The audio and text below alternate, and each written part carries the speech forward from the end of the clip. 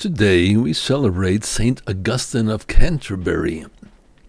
In the year 596, some 40 monks set out from Rome to evangelize the Anglo-Saxons in England. Leading the group was Saint Augustine, the prior of their monastery. Hardly had he and his men reached Gaul when they heard stories of the ferocity of the Anglo-Saxons and of the treacherous waters of the English Channel. Augustine returned to Rome and to Gregory the Great, the pope who had sent them, only to be assured by him that their fears were groundless. Augustine set out again. This time the group crossed the English Channel and landed in the territory of Kent, ruled by King Ethelbert, a pagan married to a Christian, Bertha.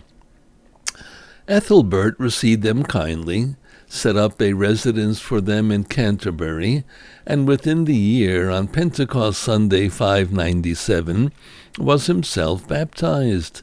After being consecrated a bishop in France, Augustine returned to Canterbury, where he founded his see.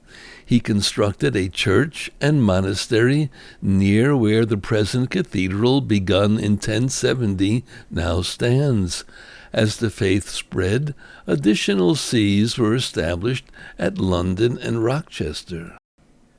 Work was sometimes slow, and Augustine did not always meet with success. Attempts to reconcile the Anglo-Saxon Christians with the original Briton Christians, who had been driven into Western England by Anglo-Saxon invaders, ended in dismal failure.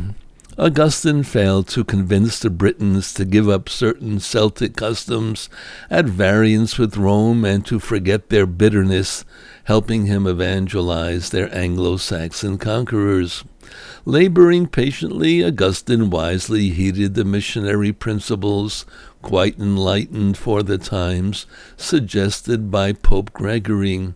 Purify rather than destroy pagan temples and customs. Let pagan rites and festivals be transformed into Christian feasts.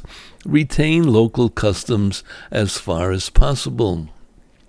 The limited success Augustine achieved in England before his death in 605, a short 8 years after his arrival, would eventually bear fruit long after in the conversion of England. Augustine of Canterbury can truly be called the Apostle of England. St. Augustine of Canterbury comes across today as a very human saint, one who could suffer like many of us from a failure of nerve. For example, his first venture to England ended in a big U-turn back to Rome. He made mistakes, and he met failure in his peacemaking attempts with the Briton Christians. He often wrote to Rome for decisions on matters he could have decided on his own had he been more self-assured. He even received mild warnings against pride from Pope Gregory, who cautioned him to fear lest, amidst the wonders that are done, the weak mind be puffed up by self-esteem. Augustine's perseverance amidst obstacles and only partial success teaches today's apostles and pioneers to struggle on, despite frustrations, and be satisfied with gradual advances. St. Augustine is the patron saint of England. St. Augustine of Canterbury.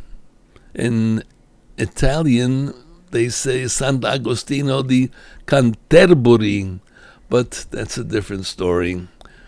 God bless us all.